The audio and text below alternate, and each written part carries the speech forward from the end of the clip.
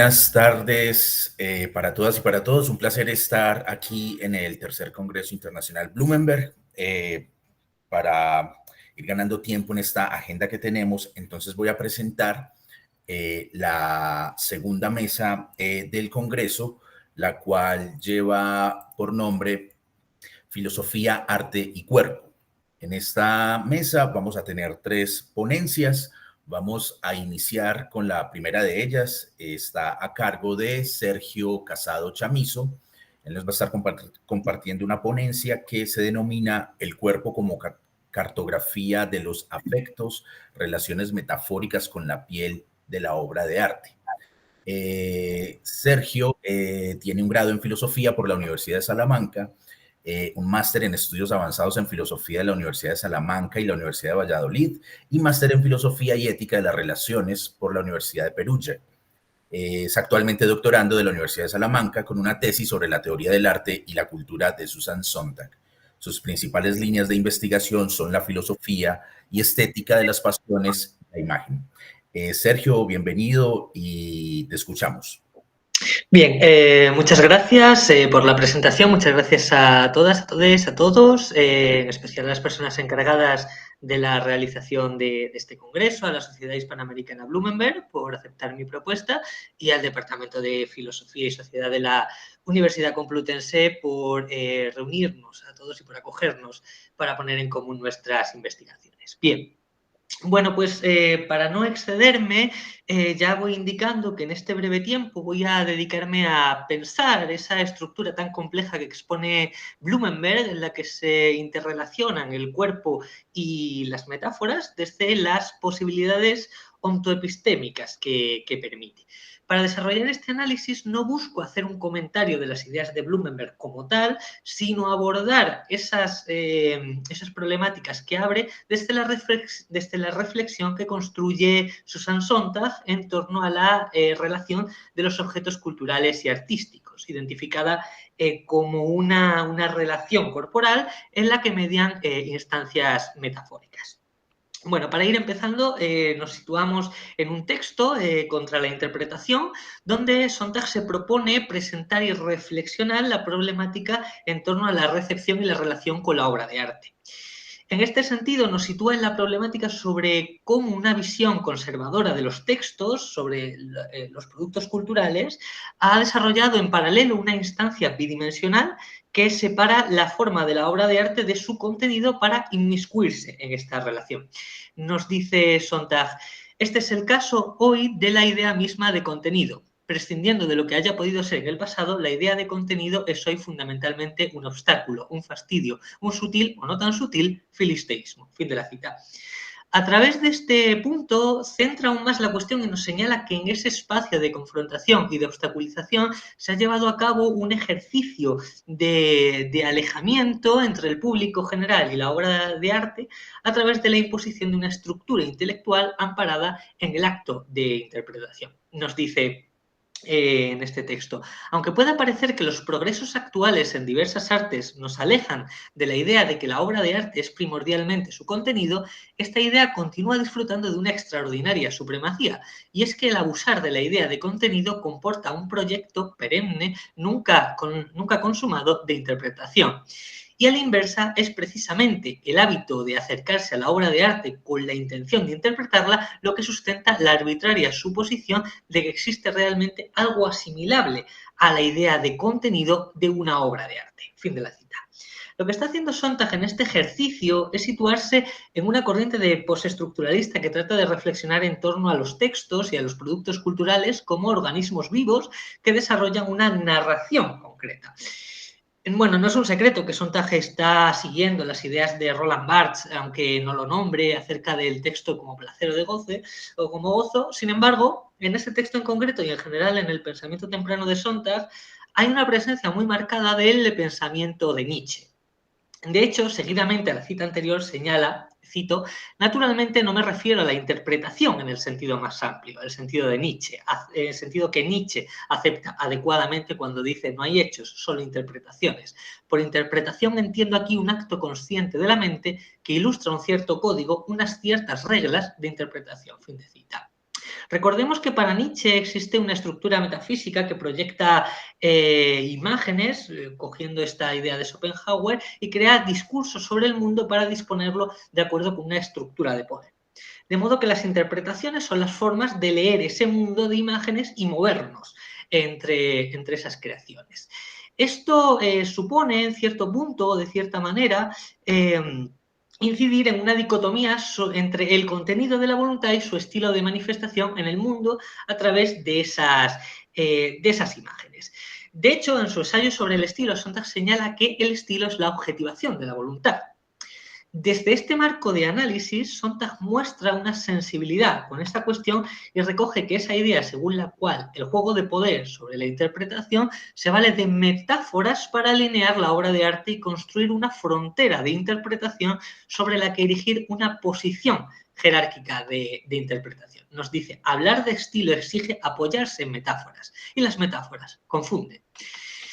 Si bien Sontag se apoya en una concepción de la metáfora a través de Nietzsche, entendiendo por ello todo el conjunto de construcciones discursivas que conectan el deseo de la voluntad con el mundo, con la naturaleza, considero que podemos encontrar una dimensión más amplia de reflexión en la propuesta de Blumenberg.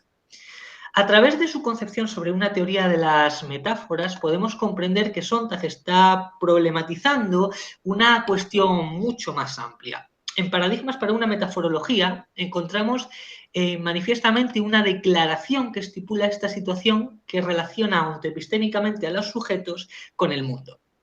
Como sabemos, Blumenberg se propone problematizar las dimensiones que nos relacionan con la legibilidad de un mundo que nos es ajeno, que de un modo podemos comprender como un lugar en el que nos movemos a través de metáforas. Esta situación supone, como ya sabíamos desde la fenomenología kantiana, que la relación epistemológica con el mundo viene acompañada de una distancia representacional. Nos dice Blumenberg, la relación del hombre con la realidad es indirecta, complicada, aplazada, selectiva y, ante todo, metafórica. El rodeo metafórico de mirar a partir de un objeto temático a otro distinto, suponiéndolo de antemano interesante, trata a lo dado como algo extraño y a lo otro como lo disponible, más familiar y manejable. Fin de cita. En este espacio de indefinición donde el pensamiento no puede acceder con sus recursos representacionales al objeto de conocimiento, eso que Kant llamaba esa ruptura de las facultades representacionales de la conciencia, Blumenberg propone la metáfora absoluta como un medio de transferir nuestra situación en un espacio medial en el que se despliega la metáfora. Con todo esto, no es de extrañar que en Paradigmas para una metaforología encontremos menciones explícitas a Nietzsche. Para Nietzsche, el lenguaje no refleja directamente la realidad, sino que es una interpretación de la realidad, una metáfora de la vida. De esta forma, Blumenberg nos trae a colación la forma en que a partir de Nietzsche ese giro copernicano que había supuesto la conceptualización de metáforas para que la conciencia moderna pudiese acceder al mundo, se desvela como una derrota de la conciencia antropocéntrica y desvela los mecanismos de control del mundo. Con esto de base entendemos que Sontag dijera que la interpretación es la venganza que se toma el intelecto sobre el arte, sobre el mundo, porque la interpretación, en este sentido concreto que aborda, solo trata de colonizar el objeto interpretado. Entonces, cuando Sontag nos señala que las metáforas confunden, lo que trata de señalar es que la metáfora como puente de acceso al mundo desarrolla paralelamente un modo de creación estructural que pone una frontera de legitimidad en la interpretación. Este planteamiento dota al estilo de un sentido fenomenológico en cuanto se desarrolla, como dice Sontag, esta idea de que la obra de arte, cito, considerada simplemente como obra de arte, es una experiencia, no una afirmación ni la respuesta a una pregunta. El arte no solo se refiere a algo, es algo. La obra de arte es una cosa en el mundo y no solo un texto o un comentario sobre el mundo. Fin de la cita. Con esto, nuestra autora ya nos está señalando un posicionamiento muy preciso sobre la relación de esos estilos o de esa forma de concebir metáforas. Si las metáforas impresas sobre el mundo se han constituido para poder abrazar aquello que nos es ajeno, esto no queda exento de una reflexión que contenga sus potenciales afectivos. Benjamin Moser ha señalado que es precisamente en esta idea donde el pensamiento de Sontag se bifurca y entra en esa tendencia a la interpretación o por otra parte, el hecho de producir metáforas en un ejercicio de intelectualidad. Mena Mitrano es más exhaustiva que Moser en este sentido y precisa que más que producir una bifurcación, Sontag experimenta reflexivamente una experiencia con la obra de arte desde la presencia del cuerpo. Señalar, como hace Sontag, que la obra de arte es un objeto en el mundo, es decir, a incidir en su materialidad, en la materialidad de los objetos culturales, supone el punto de apoyo para después precisar que la obra de arte se nos presenta como un fenómeno afectivamente claro en el que debemos esclarecer sus dimensiones. Nos dice, nuestra misión no consiste en percibir una obra de arte la mayor cantidad posible de contenido. Nuestra misión consiste en reducir el contenido de modo que podamos ver en detalle el objeto. Fin de la cita. Consecuentemente con esta idea, Sontag avanza en lo que supone proyectar esos significados en el organismo que se pone ante nosotros en ese acontecimiento fenomenológico, que es el acontecimiento estético. Precisa que ante la relación con esas imágenes, entendiéndolas como cuerpos sobre los que se ha proyectado una carga de sentido, el acto de interpretar supone ejecutar un acto de violencia. En Ante el dolor de los demás lleva esta situación a otro nivel y nos encontramos una reflexión muy potente de la que podemos extraer que el gesto de interpretar no solo es violento, sino que llevar a cabo esa reflexión que estamos haciendo ahora mismo no nos exime de perpetrar esa misma violencia desde la distancia de las metáforas. Esta reflexión en la que parece que no hay escapatoria de ejecutar la violencia dentro de ese acontecimiento estético en un sentido fenomenológico amplio, aunque amparado en ese gesto de interpretar a través de la proyección de metáforas, claramente se ampara en esa situación afectiva. Entender esa relación metaforológica que Sontag nos llama a transformar eróticamente al final de su texto contra la interpretación supone descubrir el juego perverso que la violencia interpretativa juega en este acontecimiento. Ante la separación de forma y contenido, la interpretación coloniza y penetra el contenido, como hemos visto, polinizando todos sus contornos, pero deja en el cuerpo del objeto, en la obra de arte en este caso, las huellas de su violencia. Es por esto por lo que incide en la materialidad y en la forma como ejes críticos y eróticos, porque es en el cuerpo donde encontramos dibujado el mapa de las formas de impresión afectiva de las voluntades que colonizan los objetos. Frente a esto, Sontag clama por revertir ese espacio opacado por la interpretación violenta y acrítica y abordarla desde la noción de transparencia. Nos dice, el valor más alto y más liberado en el arte y en la crítica de hoy es la transparencia. La transparencia supone experimentar la luminosidad del objeto en sí, de las cosas tal como son. Fin de la cita. Mena Mitrano ha señalado en este marco que la transparencia y la sensualidad configuran el acontecimiento estético como un espacio de afecto y tensión que no implica una primacía de la forma sobre el contenido, sino una nitidez que evidencia el dolor de no poder apropiarse del cuerpo de la obra. Relacionarse con ese cuerpo que se presenta como una cartografía de los afectos, de la memoria y de todos los sujetos que se han relacionado con dicho cuerpo, abre el espacio hermenéutico a la ambigüedad para no construir horizontes de interpretación estables, sino espacios afectivos multidimensionales que permitan una vivencia compartida y plural en la que los significados, los discursos y las nuevas metáforas sean transparentes. De modo que si a través de Blumenberg podemos cuestionarnos el estatus ontoepistémico de aquello a lo que el lenguaje y la conciencia no pueden acceder y por ello emerge una estructura metafórica que permita un acceso cerrado y controlado sin rupturas epistémicas, la propuesta de Sontag asume ese cuestionamiento que nos propone Blumenberg y nos permite concebir el estado metafórico de nuestra relación antropológica, epistemológica, ontológica y estética con el mundo en un sentido afectivo.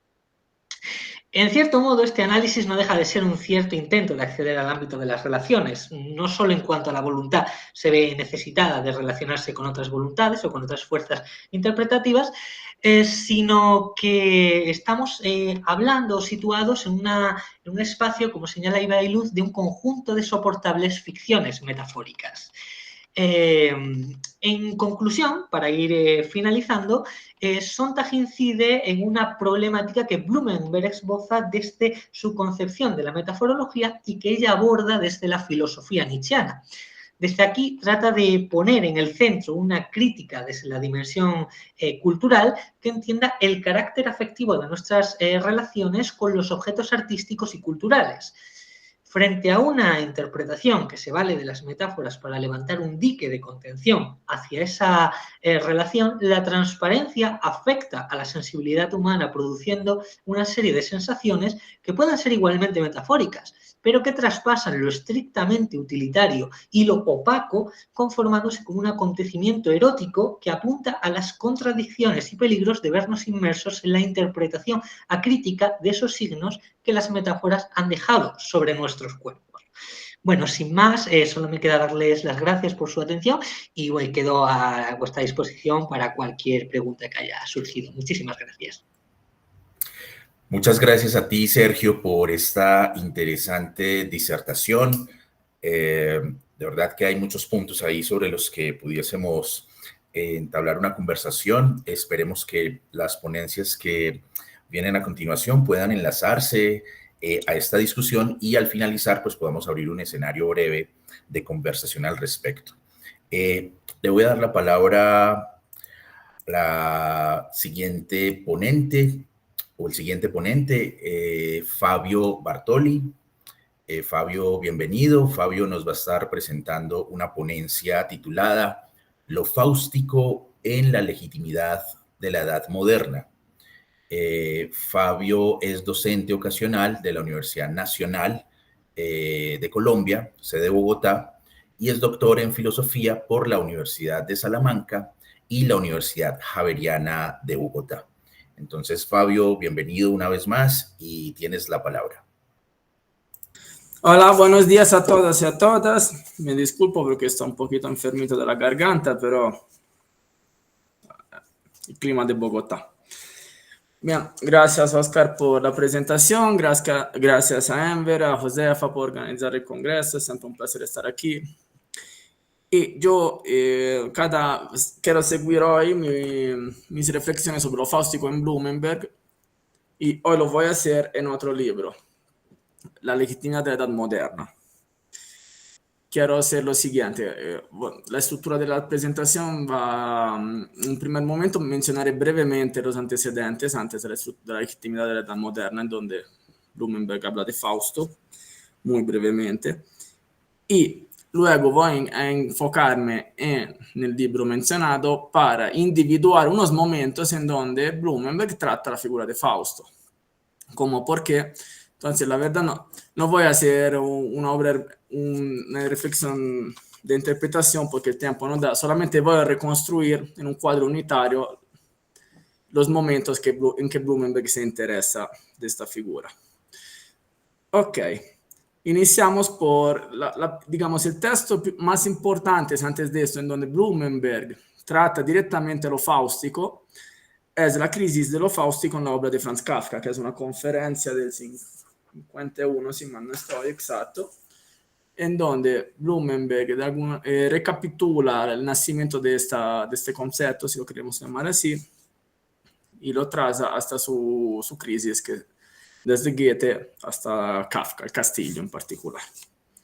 Y es interesante porque allá lo define como lo fáustico, sobre lo que llama la atención, es una selección, un filtrado de la autocomprensión histórica de una época a partir de la forma creada por Goethe.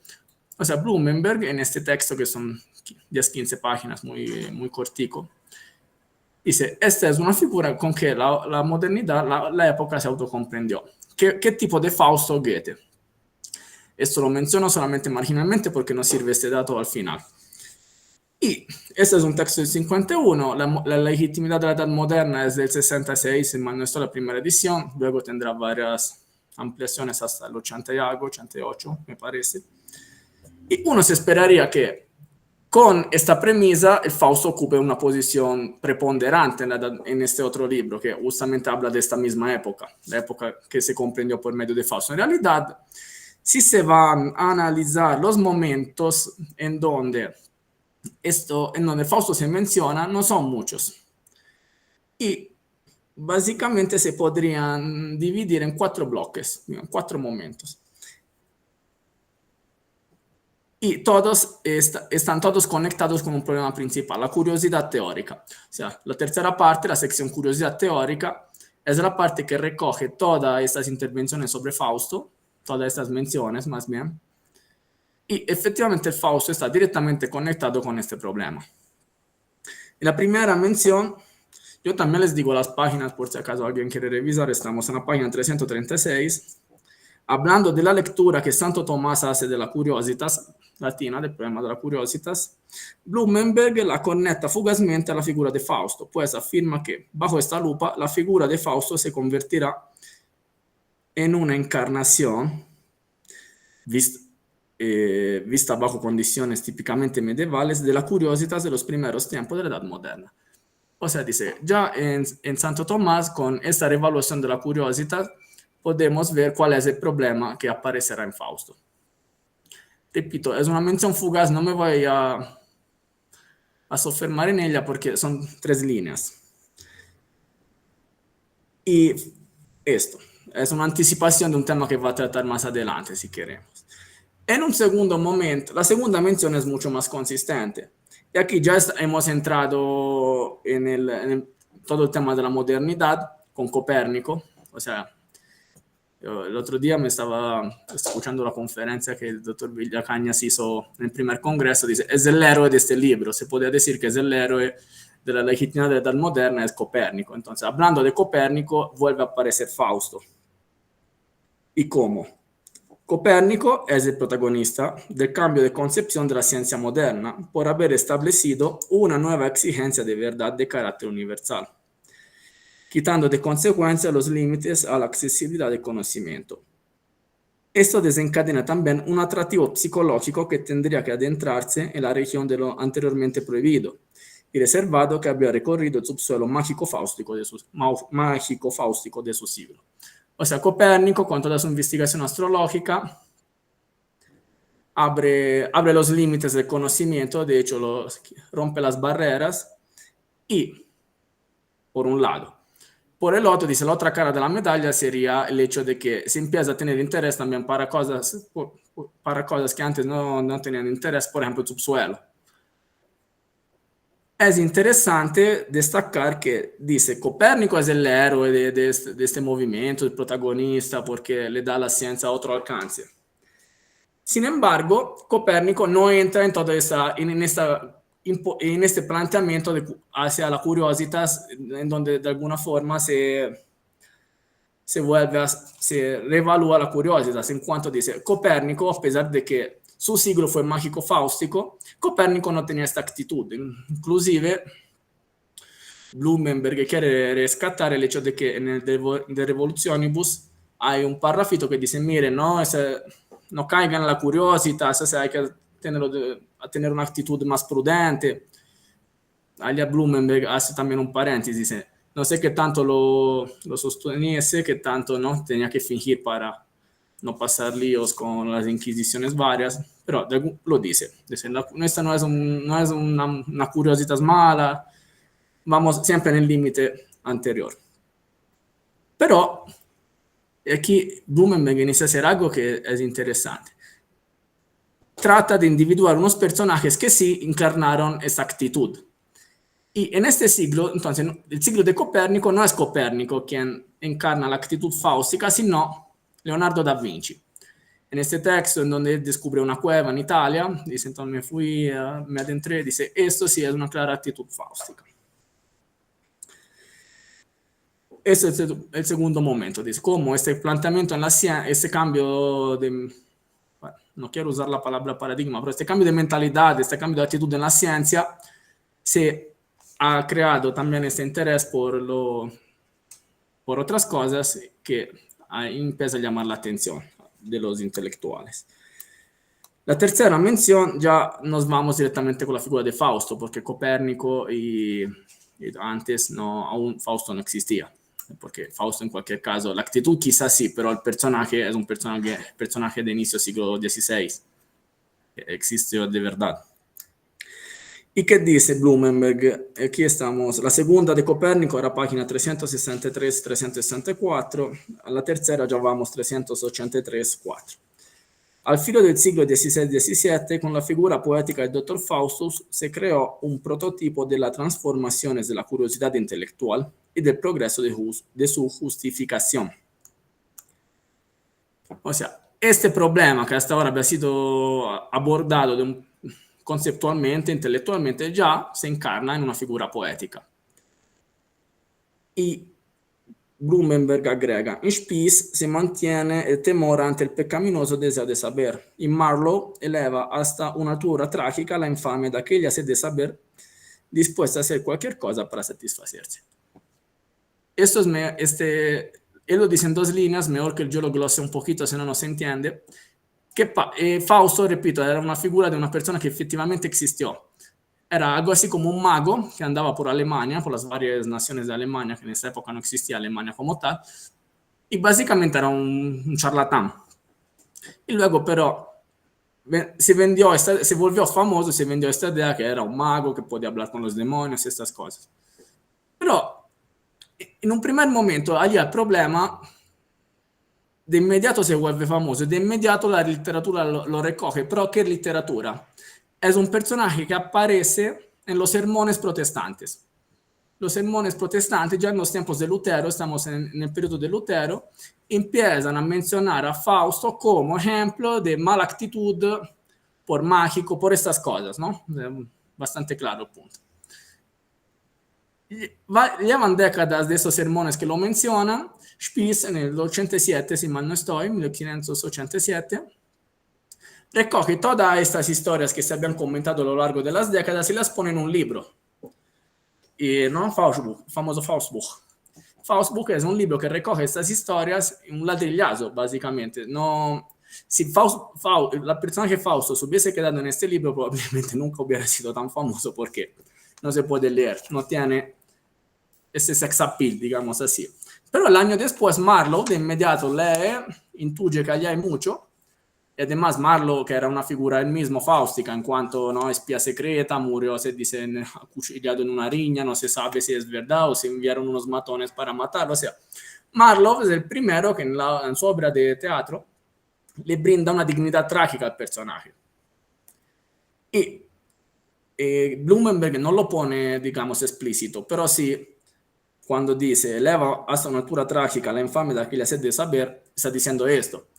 O sea, no, Blumenberg todo lo enfoca en la curiosidad, obviamente, pero dice, allá tiene una altura trágica, empieza a volverse un personaje atractivo. Y ustedes saben, cuando algo se vuelve atractivo, es claro que lo está condenando, porque en la versión de Marlowe, Fausto se queda condenado, pero ya es una condena, digamos, con reservas. Se plantea la duda, se instala la duda sobre la efectiva pecaminosidad del impulso de la curiosidad. O sea, ¿será en serio tan malo si un personaje tan atractivo pudo hacer algo así? Esto es un poquito lo que Blumenberg quiere plantear. O sea, con esta elevación trágica, ya el juicio negativo no es tan tajante, es más matizado.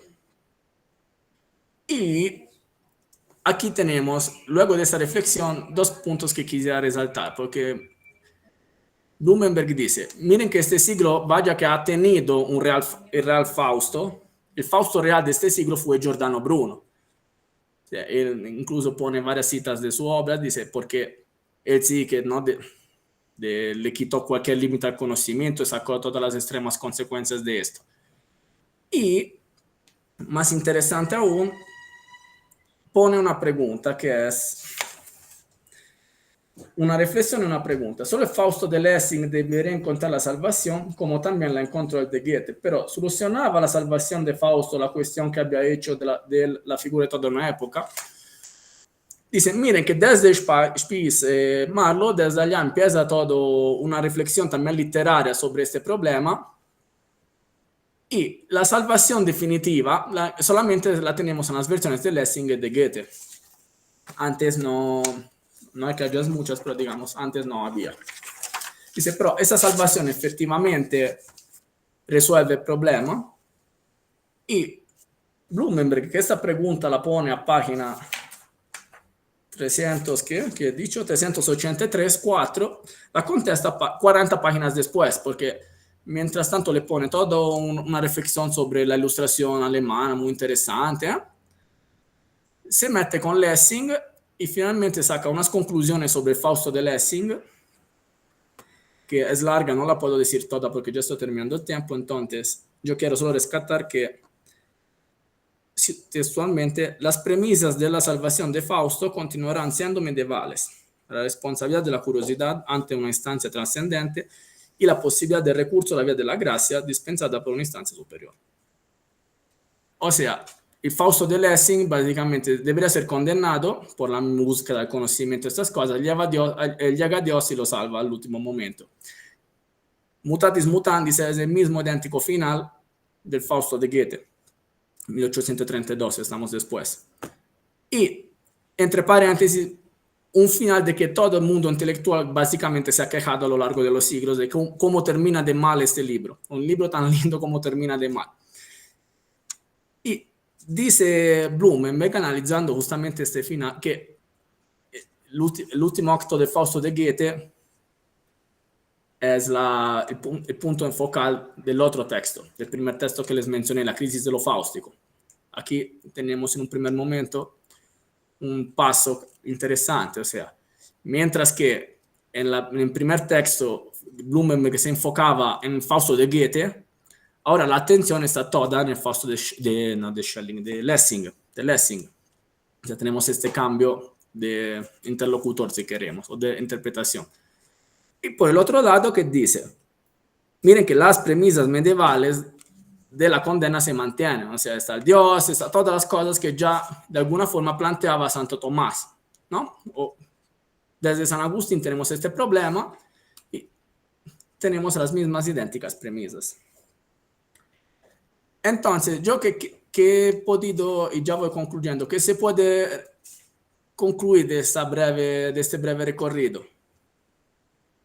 Si todo el libro La legitimidad de la Edad Moderna quiere demostrar cómo, ¿no? Sí, la época moderna es otra época, ¿no? Y no solamente, como decía Levitt, porque aplica categorías seculares a problemas teológicos, o sea, sino porque de alguna forma se tiene con las preguntas que la Edad Media, se mantiene las preguntas que la Edad Media no pudo contestar, y lo hace desde otra perspectiva, básicamente, claro, porque la tecnología, cuando habla de Copérnico, está toda una reflexión súper interesante sobre el telescopio. Dice, no, dice, cuando Copérnico razonó sobre estas cosas, el telescopio no existía y no se podían esas preguntas contestar de esta forma porque tecnológicamente allí no se llegaba. Mientras que ya con Galileo, el telescopio mira y uno ya puede sacar otras conclusiones, claro. Preguntas que en la Edad Media no se habían podido de alguna forma resolver porque no era el momento, la Edad Moderna la vuelve a recuperar y un Bezetz, un Zenz, ¿no? Reocupa estas preguntas de otra perspectiva y logra con este cambio de papel resolver, contestarlas o por lo menos intentarlos. En el Fausto podemos ver algo similar. Tenemos el mismo idéntico problema de la curiosidad que planteaba Santo Tomás, San Agustín, la crisis, la crítica y luego la recuperación. Y la modernidad ha tratado de contestarlo por medio de Fausto. Y ya anecdóticamente, este problema, dice Blumenberg, ¿cómo se resuelve el problema de la curiosidad intelectual? Lo resuelve Kant cuando reflexiona sobre los límites, no de conocimiento, pero de la razón, o sea, hasta dónde puedo conocer con mi razón, hasta dónde me permite conocer. Entonces, dice Blumenberg, este cambio de perspectiva no se resuelve este problema en cuanto ya no es que mi actitud me puede hacer conocer todo, es que mi razón hasta allá llega. Y cambiando esta perspectiva se resuelve este problema. Muchas gracias. Muchas gracias a ti, Fabio, por esta ponencia, sin duda muy interesante, la continuación de unos primeros planteamientos que ya habías compartido en un encuentro anterior. Vamos a continuar la conversación en relación con lo que has planteado, junto con lo que Sergio también aportó en su momento, y vamos a intentar pues juntar estas reflexiones. Y para eso, pues también vamos a darle paso a la última ponencia de esta segunda mesa. Esta tercera ponencia está a cargo de Ingrid Julia Placereano. Ella nos va a estar compartiendo una ponencia que se denomina de embarazos y cavernas. Bien, Ingrid es profesora adjunta de filosofía de la Universidad Nacional de Tucumán y de la Universidad Nacional de Jujuy de Argentina. Es becaria del programa de doctorado de la UNT con una tesis centrada en su capítulo final en la metaforología de Hans Blumenberg. Ingrid es miembro del Grupo de Estudios de Filosofía Feminista del Lenguaje y el proyecto de investigación El lenguaje y sus dimensiones performativa y social. Les recuerdo que está abierto el escenario para que ustedes puedan formular sus preguntas y al finalizar esta tercera ponencia, pues podamos compartir algunas reflexiones e interrogantes con los ponentes. Ingrid, bienvenida y te cedo la palabra. Bueno, muchas gracias. Acá todavía es mediodía, siesta, así que entradas las buenas tardes para todos y todas. Y muy agradecida de esta oportunidad, de este encuentro. Voy a comenzar con mi ponencia, que como decía Oscar, se titula De embarazos y cavernas, y en las que trato un poco de establecer un diálogo entre lecturas de Blumenberg y mis trabajos en filosofía feminista y filosofía feminista del lenguaje. Eres la mujer, la cavernosa, la celeste. Fragmento de Siamesa de María Ramos. La filosofía feminista en general y la filosofía feminista del lenguaje en particular denuncian no solo la ausencia de mujeres en el canon histórico de la disciplina, sino también de temas vinculados con la vida de las mujeres. Entre ellos aparecen con mucha fuerza, por su radical importancia para el ser humano, aquellos vinculados con el embarazo, el nacimiento y la maternidad. Si bien las metáforas maternales están presentes en la filosofía desde sus comienzos, sobre todo vinculadas al proceso de conocimiento, como dar a luz ideas, la maternidad en su materialidad no fue objeto de reflexión filosófica hasta entrado el siglo XX, cuando algunas filósofas pusieron en evidencia esta especie de borramiento del cuerpo femenino que acontece al utilizar esas imágenes para expresar la actividad intelectual desarrollada en su momento mayormente por hombres. A esto se suma el hecho de tratarse de un proceso natural en el que la mujer es vista como un vehículo pasivo que contrasta con el rol activo de los varones en las tareas intelectuales. Como señala Miglio, cito, los hijos son productos de una naturaleza que se crea a sí misma a través de las mujeres. Las ideas son una creación libre de las mentes masculinas. Fin de cita. Cuando son leídas como metáforas de actividades intelectuales ejercidas por ciudadanos varones, estas imágenes toman distancia de lo concreto, de lo corporalmente material, y son usadas para reforzar la jerarquía que ubica a la creación intelectual por encima de la gestación y que se complementa con otras que ubican a la razón por encima del cuerpo, a lo abstracto sobre lo concreto, a los conceptos por encima de las metáforas. Bueno, ya sabemos que Hans Blumenberg, en Paradigmas, se opone a la idea cartesiana de un lenguaje filosófico poblado únicamente de conceptos, y en este marco recupera el lenguaje metafórico como un modo originario de expresarnos y de otorgar sentido a la realidad. Así, las llamadas metáforas absolutas constituyen elementos fundacionales de la reflexión filosófica, irreductibles a toda expresión conceptual y hábiles en otorgar una orientación pragmática.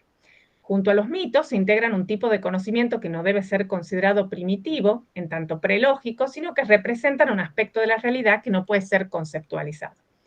Desde este lugar toman parte inclusive de la propia autocomprensión de la filosofía y del ser humano. Miglio considera que las metáforas maternales, como decíamos, dar a luz ideas, la figura socrática de la partera o la misma caverna platónica, pueden resultar ejemplos de lo que el ansiático considera como metáforas absolutas. Si bien la situación de la mujer y los feminismos no fueron un tema al que Blumenberg se dedicara explícitamente en sus escritos publicados, Josefa Ros Velasco destaca la presencia de algunos ensayos cortos y fichas referidos a estos temas dentro de los manuscritos reunidos en el Nachlass en Marburg. Esto me permite considerar la posibilidad de que el pensamiento blumenbergiano ilumine el ejercicio de reflexionar en torno a los cuerpos embarazados y a algunas metáforas maternales. En esta línea considero que un aporte del filósofo es lo que se podría denominar la recuperación del cuerpo. En 2006 se publica póstumamente la obra Descripción del ser humano, en la que Blumenberg despliega su antropología fenomenológica. Si bien toma como punto de partida la gran pregunta de Kant, ¿qué es el hombre?, la transforma convirtiéndola en cómo es posible el ser humano. Y de esta manera pone el acento en la contingencia como una de las características centrales de este ser. Ahora bien, describir al ser humano implica necesariamente hacerse cargo también de su corporalidad. Respecto de este tema, tomará cierta distancia de su maestro Husserl, a quien reclamará el haber subsumido el cuerpo a la subjetividad trascendental. Dice Blumenberg, cito, porque la fenomenología sobreestima la reflexión, también evalúa mal la experiencia del cuerpo propio. Desconoce en principio el factor del pasar desapercibido, de la pura medialidad, que hace que en su constitución normal el cuerpo no se note en absoluto, y desconoce después el factor de otra edad que está unido a todo momento llamativo del cuerpo propio, su salirse de la dócil servidumbre. Fin de cita. Frente a esto, el filósofo de Lübeck decide recuperar el cuerpo en íntima conexión con el mundo de la vida en el que se encuentra inmerso y con el que comparte la capacidad de pasar desapercibido. La opacidad del cuerpo propio se corresponde con nuestra asunción de una realidad sobreentendida. En condiciones normales nos resultan imperceptibles, precisamente por encontrarnos inmersos en ellos. Así, en la salud y el bienestar, el cuerpo propio no se hace notar. Es necesario un cambio de estado, como el dolor y el malestar, para que nos demos cuenta de su presencia, tomemos conciencia de nuestra realidad corpórea y podamos tematizarla. Al decir de Durán Guerra, cito, nada pues menos propio que nuestro cuerpo. El hombre no sabe que es cuerpo hasta que se da cuenta que tiene un cuerpo. Fin de cita. El dolor y el malestar nos colocan nuevamente en la intemperie, que creíamos superada por la humanidad y nos tornan frágiles y vulnerables. Para el filósofo ansiático, la experiencia del dolor puede constituirse en terreno propicio para el lenguaje traslaticio. Así como los mitos salvaron a nuestros antecesores del absolutismo de la realidad, permitiéndoles abordarla de modo indirecto, ordenarla y darle diferentes nombres para tornarla familiar, así también la narración del dolor puede constituir un alivio. Nos permite poner cierta distancia y delegar en el sentido de compartirlo, de entregarlo a otros y así encontrar consuelo. Pero el dolor, por su indudable carácter subjetivo, no puede ser traducido a un lenguaje directo, conceptual, porque en él se pierde la vivencia del mismo, su carácter puramente sensible y particular. Por ello, se hace necesario y conveniente recurrir al lenguaje metafórico que se acerca a través del rodeo y le otorga una significación tanto para mí como para el otro. Ese otro podrá ponerse en mi lugar, sustituirme por un momento y simular que lo siente como yo. La realidad, en este caso del dolor, no se modifica con la metáfora, pero compartirlo nos permite hacerlo más liviano, más soportable. Esto es lo que las filósofas feministas como Irigaray intentan con sus escritos en los que llevan a cabo una reflexión profunda en primera persona sobre las diferentes etapas de la maternidad. En el periodo de gestación, en el parto, en la lactancia, el cuerpo se hace presente. El malestar, el dolor, la incomodidad vuelven patente esa materialidad. Si bien la experiencia de las mujeres en el embarazo y el parto es consciente, no pierde por ello cierto carácter inefable. Momentos y experiencias que se transitan, se viven, pero que no pueden ser pensadas, al menos a partir de las herramientas conceptuales disponibles. Dice Tyler, cito, me doy cuenta de que mi cuerpo embarazado es una topología que permanece sin mapear, no pensada, de hecho impensable dentro de un paisaje filosófico de formas estables. Fin de cita. Si bien en el diccionario etimológico de Corominas se lee que concebir significa tanto quedar preñada como formar idea, de donde deriva también la palabra concepto, al parecer los conceptos disponibles en la filosofía no alcanzan para dar cuenta de las experiencias ligadas a la concepción. Aquí es donde se hacen necesarias otras formas de expresión, como el ensayo o la poesía. El propio Blumenberg, en Salidas de Caverna, encuentra en los poemas una vía legítima de expresión de lo inacible, como adelantados de la imprescindible tarea humana del nombrar. Dar nombre permite hacer familiar lo extraño, contar historias, dejar huellas. Al referirse a lo traumático de todo nacimiento, dice el filósofo, cito, por poco que demuestre, un poema no es testimonio despreciable cuando se trata de expresar algo tan inacible como las memorias de esas crisis de separación, de los traumas de expulsión o salida que son umbrales de dolor en la evolución orgánica, umbrales de capacidad de vivencia, de conocimiento, de realidad y acaso de verdad. Fin de cita.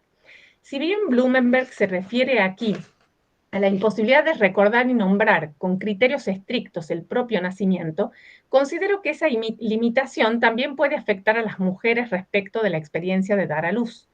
Por un lado, por lo traumática que puede resultar esa vivencia.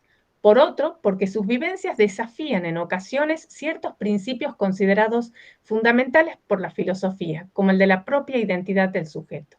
Finalmente, porque aún hoy hay resquicios de la imposición de un modelo de madre que deja fuera todas aquellas experiencias que se aparten de él. Rebelde a esto y con crudeza, Isabel Navarro exclama: te sajaron el vientre, te encharcaron el cuerpo, te crujieron el útero, te aumentaron las dosis de benzocaína, te preguntaron sobre apellidos y tú balbuceaste sobre lindes y matojos. Para sentir difuso, como en los autos de choque, cerraste los ojos y esperaste el impacto. Nacer no es una metáfora, es un estrépito. Fin de cita. Una de las figuras que aparece en el entrecruzamiento de lo maternal con lo relativo al proceso de conocimiento es la de la caverna. El relato platónico para Blumenberg se ubicaría en el umbral entre el mito y el logos y supone un proceso de realización y autosuperación. Esto, unido a su irresoluble lógica, lo transforma en un modelo de conocimiento. Irigaray hace una lectura de este relato considerando que la caverna es una metáfora de una matriz que refiere finalmente al útero materno. El filósofo asiático también piensa esta figura en relación con el nacimiento.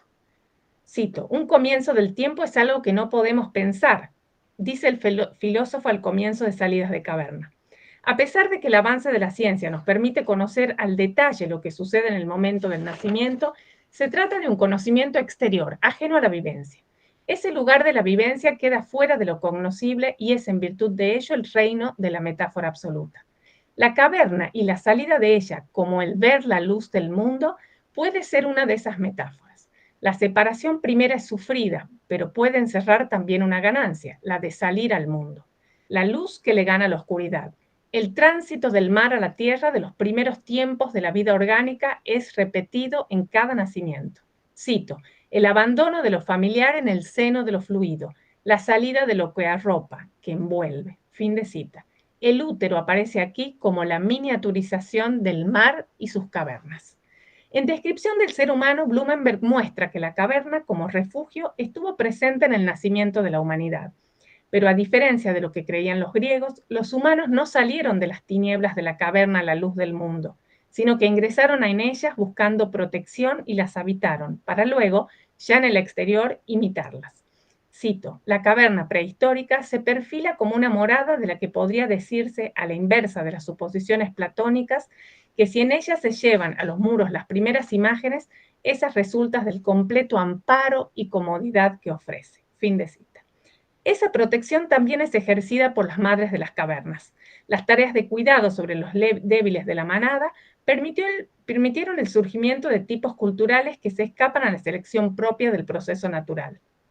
La aparición de lo bello como aspiración en sí mismo y de la fantasía y la ficción como otros modos compensadores acompañan este rol de madres, la cultura del cuidado. Sin embargo, cito, la caverna, lugar de la artificialidad, no lo era en modo alguno del engaño. Fin de cita. El cuerpo femenino embarazado, entendido como un territorio, aparece de diversas formas. Hacia adentro como una caverna, hacia afuera como una montaña. Lo más evidente en el embarazo es el cambio del propio cuerpo. Se hace patente lo llamativo del cuerpo propio, como dice Blumenberg. La imagen que se transforma, el no poder reconocerse en las nuevas dimensiones, la otredad. Los límites de la caverna parecen extenderse indefinidamente. En palabras de Platt, soy ahora una montaña entre mujeres montañosas. Los doctores se mueven entre nosotras como si nuestro gran tamaño asustara el pensar. Fin de cita. El propio cuerpo se transforma en una incógnita. Dice Tyler: mi cuerpo, mi enorme cuerpo embarazado, quiere pararse, ir al frente de la sala y presentarse a sí mismo como una pregunta. Fin de cita. El cuerpo embarazado desafía principios fundamentales como el principio de identidad y el de no contradicción. Las células se dividen, los órganos se desarrollan y lentamente dos identidades ocupan un mismo espacio. El cuerpo cavernoso de la madre aloja dos seres humanos. Esto es vivido y descrito por muchas mujeres como una pérdida de la propia subjetividad. La sujeto embarazada se percibe como una y dos al mismo tiempo. Una parte de mi cuerpo que no soy yo, dice Jasmina Barrera en Línea Negra. Por unos meses voy a ser al mismo tiempo una mujer y un niño. En el mismo sentido, Irigaray sostiene, cito, ella no es ni una ni dos. En rigor no puede ser identificada ni como una persona ni como dos. Se resiste a toda definición adecuada. Fin de cita. En otro registro, la filósofa tucumana Lucía Piosek-Previch, pionera al escribir sobre estos temas en el año 1965, sostiene a propósito de la experiencia de gestación, cito, yo soy mi cuerpo, efectivamente, pero mi cuerpo no es mío, es la sede de otro, está enajenado porque se ha tornado receptáculo y alimento material de otro. Fin de cita. Las cavernas del horror. Tengo una pena chiquita que desborda mis entrañas. Cuántas lunas te he esperado y no estás en mis mañanas. En los años 70, mientras Hans Blumenberg pensaba la inconceptualidad desde su propia caverna y ya lejos de los horrores del nazismo, en Argentina, cerca del fin del mundo, se desataba un infierno. 30.000 hombres y mujeres desaparecidos mientras sus madres caminaban alrededor de la plaza en un silencio que reclamaba gritos. En el documento del Foro de ONGs de América Latina y el Caribe leemos lo siguiente, cito, las mujeres constituyeron el 33% de los desaparecidos en la última dictadura. El 10% de ellas estaban embarazadas. Una de las modalidades de la represión que se aplicó con frecuencia fue apoderarse de hijos e hijas de los arrestados, tanto de los nacidos en cautiverio como los disponibles en el momento de la detención. Dispusieron de ellos arbitrariamente y en muchos casos los entregaron a otros hogares para que los criaran con una ideología correcta. Fin de cita. Las fuerzas militares y policiales que estaban al frente del llamado por ellos mismos proceso de reorganización nacional sostenían una mirada sobre las mujeres y su rol en la sociedad fuertemente identificada con el patriarcado. La familia era la institución básica y sagrada de la sociedad, sostenida por la autoridad del padre sobre la madre y los hijos. Es por eso que la presencia de las mujeres en los frentes de militancia constituye una desviación y una afrenta de la figura femenina y del imaginario de lo que ellas podían y debían hacer. Se trataba de madres abandónicas, enemigas de la familia argentina. Frente a esto, la violencia sexual se presentaba como un castigo correctivo y la apropiación era justificada como la salvación del niño o la niña frente al abandono y desamor por parte de su madre. Pensar la maternidad, la gestación y el parto en estas circunstancias resulta aterrador. Susana Reyes relata, y el embarazo lo llevaba bien, digamos, era mi modo de pasar, porque al tener aparte varios sentidos anulados, no solo la vista, sino que a veces no querés ni escuchar, como que tratás de evadirte. Digamos que la relación con mi panza era muy intensa. Fin de cita. Estaban en una caverna, en una cueva, en un pozo, pero el peligro no estaba afuera, convivían con él. La sensación de desprotección era inmensa. Alejadas de sus familiares, parejas y a veces de sus otros hijos, se encontraban a la intemperie. Lo único a que aferrarse era ese otro que estaba dentro de ellas, ese otro que a la vez era ellas mismas. Ana María Careaga dice, cito, si yo tengo que pensar mi experiencia en el campo de concentración vinculada a una cuestión de género o a mi condición femenina, lo más directo vinculado a eso fue el embarazo. Para mí, haber estado embarazada en el campo de concentración fue algo totalmente distinto. Cuando estaba un día acostada en la celda con los ojos vendados, de repente se empezó a mover mi hija. Y eso para mí fue increíble. Fue como la vida en el medio de la muerte. Fue como sentir que había un lugar al que no habían podido llegar. Fin de cita. En este caso vemos que el cuerpo se hace presente a través del embarazo, pero como una alternativa sanadora, un consuelo frente al horror y al dolor. Pienso que en el caso de los nacidos en cautiverio se entrecruzan dos figuras de la caverna. En primer lugar, la caverna protectora del útero materno. Así como los primeros humanos se refugiaron en las cavernas, alejándose de una realidad inhóspita, las madres detenidas, como dice Careaga, protegían esa vida del horror que las rodeaba. Cuenta Teresa, nacida en cautiverio, que cada vez que los guardias se acercaban a la celda, las compañeras de su madre entrelazaban sus cuerpos como formando una cueva alrededor y encima de ella para que no se la llevaran. Pero también encuentra una posible inversión de la caverna platónica. Habíamos señalado que Blumenberg toma la salida de la caverna, la salida a la luz, como una posible metáfora del nacimiento. Esta lectura podría asemejarse a la de Platón. El interior de la caverna, ya termino, constituye el mundo, la realidad para los que están adentro. Sin embargo, lo verdadero está afuera. Por lo contrario, en el caso de los niños y niñas apropiados, la salida de la caverna implicó la entrada a un mundo ficticio. Los mundos se invirtieron. El nacimiento fue el ingreso a una familia ajena, a una historia narrada por otros, a una identidad robada que algunos pudieron recuperar recién 30 años después. Se calculan unas 240 personas nacidas en cautiverio, y hasta hoy 133 de ellos recuperaron su identidad. En este gesto, y a pesar de que la mayoría de esas madres nunca aparecieron, ellos volvieron a ingresar a la caverna, a su seno, para nacer de nuevo. Bueno, muchas gracias. Muchas gracias, Ingrid, por tu ponencia. Qué interesante esa última aproximación que haces en relación con este asunto de la dictadura en Argentina.